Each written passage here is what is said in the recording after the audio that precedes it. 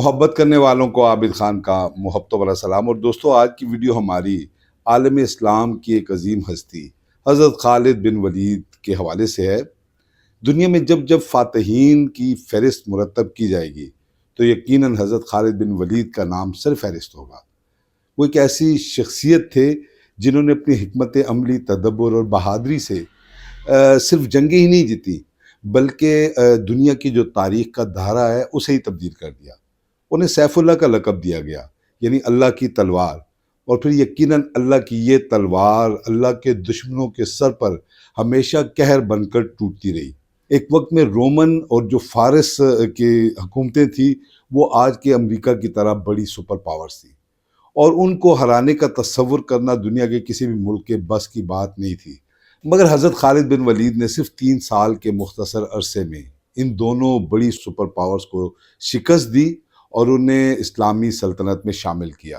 یقیناً ان کی جنگی حکمت عملی آج بھی درسگاہوں میں پڑھائی جاتی ہے، اور بڑے بڑے بہادر جو ہیں وہ ان کے کارنامے دیکھ کر اشش کر اٹھتے ہیں۔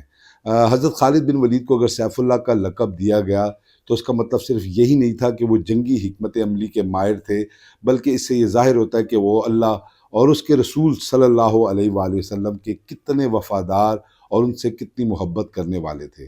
ان کی بہادری کی مثال آپ یہ دیکھ لیں کہ جب وہ اس دنیا سے جا رہے تھے تو ان کا کہنا یہ تھا کہ مجھے اونٹ کی طرح اپنے بستر پر مرنا اچھا نہیں لگ رہا، اور مجھے ہمیشہ یہ شرمندگی رہے گی کہ میں میدان جنگ میں شہید نہیں ہوا۔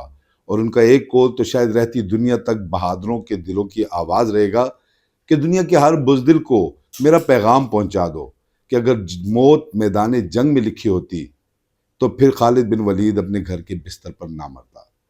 اسلام قبول کرنے سے پہلے وہ مسلمانوں کے خلاف جنگیں لڑتے رہے، مگر جب اسلام قبول کیا تو پھر حضور علیہ السلام کے غلام کی حیثیت سے پوری دنیا میں اسلام کا بول بالا کرنے کے لیے جو ہے وہ جنگیں لڑتے رہے۔ ہم ان کے کئی واقعات پڑھتے ہیں، اور ان واقعات میں ہمیں یہ نظر آتا ہے کہ حضرت خالد بن ولید اپنے مٹھی بھر جو جان باز تھے ان کے ساتھ مل کر بڑی بڑی جو لاکھوں کی تعداد میں فوجیں تھیں انہیں شکست فاش دی۔ اور پھر ایک وقت ایسا آیا کہ جس جنگ میں حضرت خالد بن ولید شریک ہوتے، لوگوں کا یقین ہوتا کہ یہ جنگ وہ ضرور جیتیں گے۔ مجھے افسوس ہے کہ میں ایک بوڑھے اونٹ کی طرح جان دے رہا ہوں۔ مجھے سخت شرمندگی ہے کہ میں میدان جنگ میں شہید نہ ہو سکا، اور اللہ تعالیٰ قیامت تک کسی بزدل کو سکون اور اطمینان نہ دے۔ یہ افسوس اس مجاہد کا ہے جس کو اللہ کے رسول صلی اللہ علیہ وآلہ وسلم نے سیف اللہ کا لقب دیا، اور جس کے وجود کا کوئی حصہ ایسا نہ تھا جس پر تیر، تلوار، نیزے یا خنجر کے زخموں کے نشانات نہ ہوں۔ انہوں نے 100 سے زائد گھمسان کی جنگوں میں حصہ لیا اور کبھی کسی جنگ میں شکست نہ کھائی۔ حضرت خالد بن ولید دنیا کی تاریخ کے چند ممتاز فاتحین میں شمار ہوتے ہیں۔ ان کے نام سے ایرانی، رومی سلطنتوں پر دہشت طاری ہو جایا کرتی تھی۔ وہ اپنی موت کے وقت تک میدان جنگ میں شہادت نہ پانے پر افسوس کا اظہار کرتے رہے۔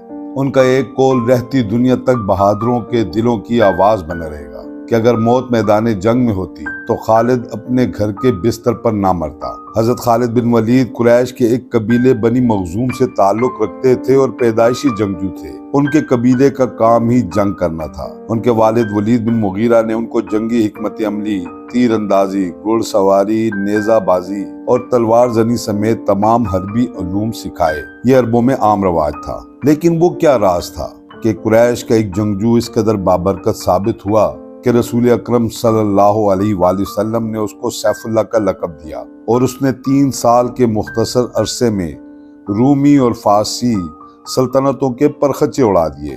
بے شک سیدنا خالد بن ولید کے بعد اس سے بہتر جنگی حکمت عملی تاریخ میں کوئی بھی نہ بنا سکا۔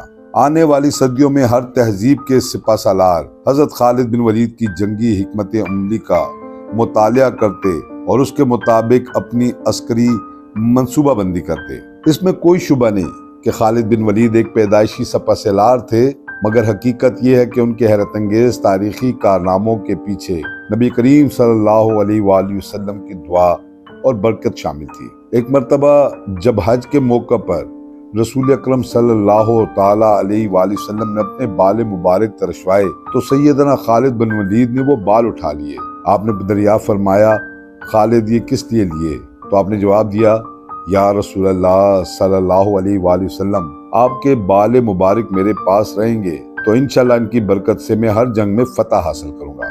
رسول اکرم صلی اللہ علیہ وسلم نے فرمایا، ہاں یہ بال تمہارے پاس رہیں گے، میری دعا بھی تمہارے ساتھ رہے گی اور انشاءاللہ تم ہر جنگ میں فتح یاب ہوگے۔ مسلمانوں کا میدان جنگ میں حضرت خالد بن ولید سے پہلا تعارف اس وقت ہوا جب غزوہ احد میں خالد بن ولید کفار کی جانب سے لڑنے کے لیے میدان میں آئے۔ اس وقت تک آپ ایمان نہیں لائے تھے۔ غزوہ احد میں حضور علیہ السلام نے 50 تیر انداز ایک پہاڑی درے پر متعین کیے اور ان کو حکم دیا کہ جنگ کا جو مرضی نتیجہ نکلے آپ کو اپنی جگہ نہیں چھوڑنی۔ یہ 50 تیر انداز حضور علیہ السلام نے حضرت خالد کے گھوڑ سوار دستے کو دیکھ کر ہی متعین کیے تھے جو پہاڑ کی ایک جانب سے مسلمانوں پر حملہ آور ہو سکتے تھے۔ غزوہ احد میں جب مسلمانوں کو کامیابی نصیب ہونے لگی اور دشمن پسپا ہونے لگا تو مال غنیمت جمع کرنے کا سلسلہ ہوا۔ ان 50 تیر اندازوں نے یہ سوچا کہ جنگ میں فتح حاصل ہوگی اور جنگ کا پاسا مسلمانوں کے حق میں پلٹ چکا ہے تو لوگ نیچے آ گئے۔ حضرت خالد کی عقابی نظر نے یہ کمزوری تاڑ لی اور اس سے بھرپور فائدہ اٹھایا۔ انہوں نے مسلمانوں کی پشت سے حملہ کیا جس میں 70 صحابہ کرام شہید ہوئے۔ یہ مسلمانوں کے لیے ایک بڑی شدید چوٹ تھی۔ اس کارروائی کے نتیجے میں مسلمانوں کو شدید نقصان پہنچا۔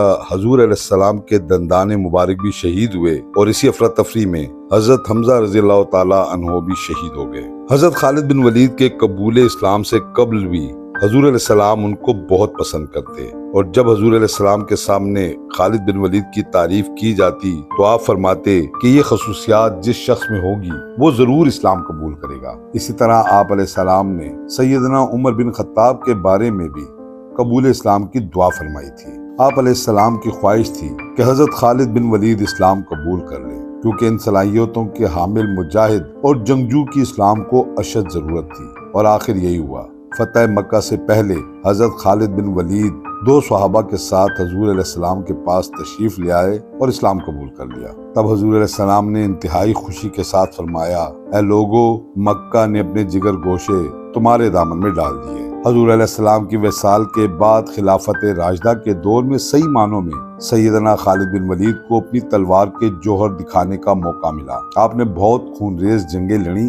سیدنا ابوبکر صدیق رضی اللہ تعالیٰ عنہ نے فتنہ ارتداد کو دبانے کے لیے آپ کو منتخب کیا۔ حضور علیہ السلام کے وصال کے بعد بہت سے قبائل ایسے تھے جو مرتد ہو گئے، بہت سے قبائل ایسے تھے جنہوں نے زکوٰۃ دینے سے انکار کر دیا۔ ان تمام کی سرکوبی کے لیے جس سپہ سالار کا انتخاب کیا گیا وہ سیدنا خالد بن ولید ہی تھے۔ مسلمہ کذاب نامی ایک شخص نے نبوت کا جھوٹا دعویٰ کیا تو اس فتنے کا بھی خاتمہ سیدنا خالد بن ولید کی تلوار سے ہی ہوا، اور ایک خونریز جنگ کے بعد سیدنا خالد نے مسلمہ کذاب کو جہنم رسید کیا۔ یہ جنگ اتنی شدید تھی کہ 700 سے زائد صحابہ کرام اس میں شہید ہوئے۔ اتنی بڑی تعداد میں قرآن کے حفاظ اس جنگ میں شہید ہوئے کہ اس کے بعد قرآن کو تحریری شکل میں جمع کرنے کا حکم خلیفہ کی جانب سے جاری کیا گیا۔ ایک جنگ میں دشمنوں نے دھوکے سے مسلمانوں کو شہید کیا تو اس موقع پر حضرت خالد بن ولید نے وعدہ کیا کہ جتنے بھی دشمن پکڑے جائیں گے ان کو اسی جگہ لا کر قتل کیا جائے گا۔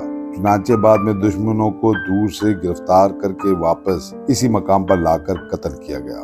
حضرت خالد بن ولید ایک آزاد منش انسان تھے۔ وہ سخت گیر تھے، اس لیے انہیں قابو کرنا خاصا مشکل کام تھا۔ ان کے اسی رویے کی وجہ سے کچھ لوگوں کو ان پر اعتراض ہوا اور ابوبکر صدیق رضی اللہ تعالیٰ عنہ سے شکایت کی اور یہ کہا کہ حضرت خالد کو معزول کر دیا جائے، جس پر حضرت ابوبکر صدیق رضی اللہ تعالیٰ عنہ کا جواب تھا کہ جس تلوار کو اللہ نے دین کی سربلندی کے لیے بے نیام کیا ہے میں اس کو واپس نیام میں نہیں ڈال سکتا۔ رومی، ایرانی اور دیگر سلطنتوں کے جاہ و جلال کے چراغ بجھانے والے سپہ سالار کے وفات کے وقت اس کے پاس کچھ بھی نہ تھا۔ آپ نے جو کچھ بھی کمایا اللہ کی راہ میں خرچ کر دیا، ساری زندگی میدان جنگ میں گزاری۔ حضرت خالد بن ولید کو اللہ تعالیٰ نے بہت سارے بیٹوں اور بیٹیوں سے نوازا تھا، مگر آپ کی اولاد کا بڑا حصہ آپ کے انتقال کے بعد شام میں طاعون کی بیماری کے باعث شہید ہو گیا۔